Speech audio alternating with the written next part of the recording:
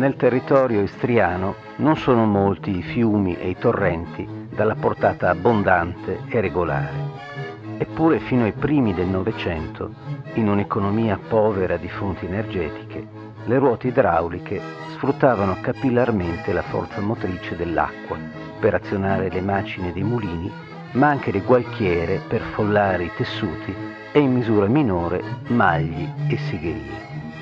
Accanto ai piccoli opifici di scarsa produttività, che spesso disponevano solo per pochi mesi all'anno di acqua sufficiente, sui fiumi principali vi erano mulini con numerose ruote, che costituivano un'attività imprenditoriale di un certo peso.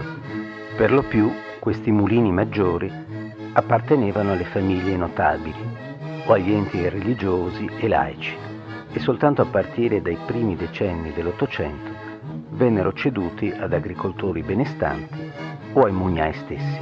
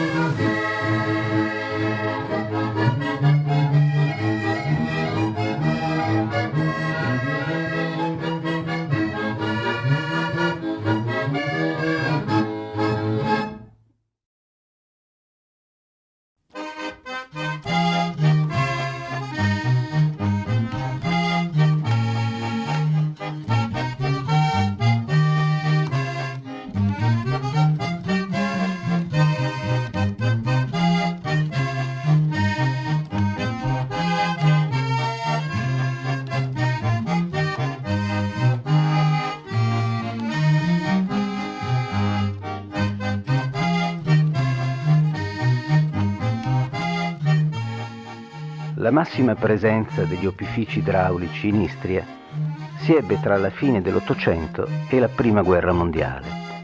Ve ne erano quasi 300. Già con il nuovo secolo, tuttavia, iniziò il loro rapido declino. Le gualchiere scomparvero con l'abbandono della produzione domestica dei tessuti. I mulini ad acqua vennero progressivamente chiusi, sostituiti prima da quelli a vapore, poi da quelli a combustibile ed elettrici.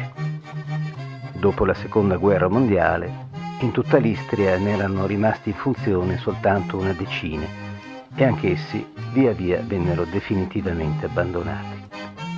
Oggi qualche singolo esemplare è stato almeno parzialmente restaurato o per iniziativa pubblica, con l'intento di conservare la testimonianza della cultura del mondo rurale, oppure da privati a scopo di ritorno economico in chiave di attrattiva turistica.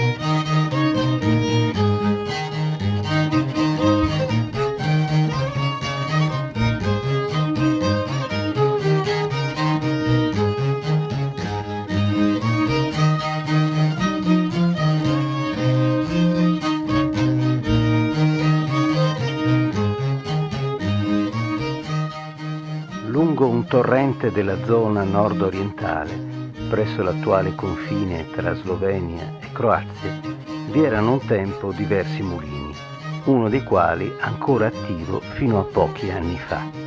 Qui viveva e lavorava l'ultimo mugnaio istriano di professione. Come in tutti i mulini situati lungo i torrenti minori, l'acqua veniva fatta cadere dall'alto sulle ruote idrauliche da un'apposita canaletta.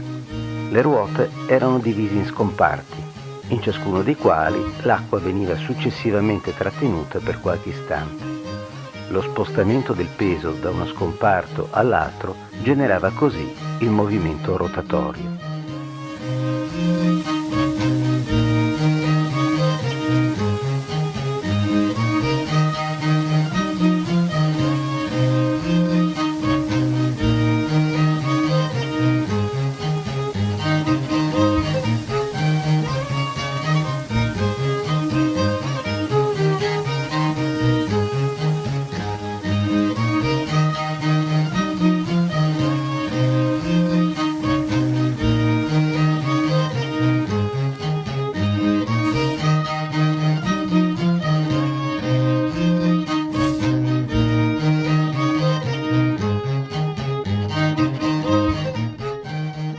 Il cereale, grano, mais o altro, va versato nella tramoggia, recipiente a forma di piramide tronca sospeso sopra la coppia di grandi macine di pietra, quella inferiore fissa, quella superiore mobile. La ruota idraulica esterna è collegata mediante un lungo albero orizzontale di rovere ad un ingranaggio interno di trasmissione e di moltiplica. Per mettere in azione le macine, il mugnaio, mediante una leva azionabile dall'interno, sposta la canaletta posta sopra la ruota idraulica. In questo modo l'acqua cade sulla ruota e la mette in movimento. La rotazione dell'asse orizzontale viene così comunicata alla stanga verticale che sorregge la macina superiore e la fa girare.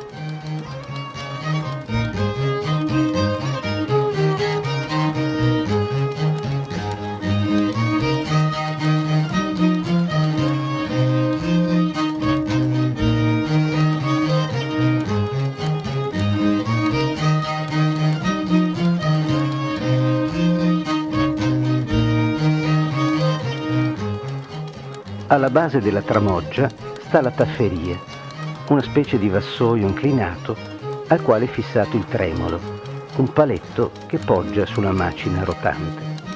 Le vibrazioni trasmesse dal paletto vengono comunicate al vassoio, costringendolo a liberare con moto uniforme i chicchi che cadono nel foro al centro delle macine. La distanza fra le macine può essere regolata alzando o abbassando la stanga verticale per ottenere una farina più o meno fine.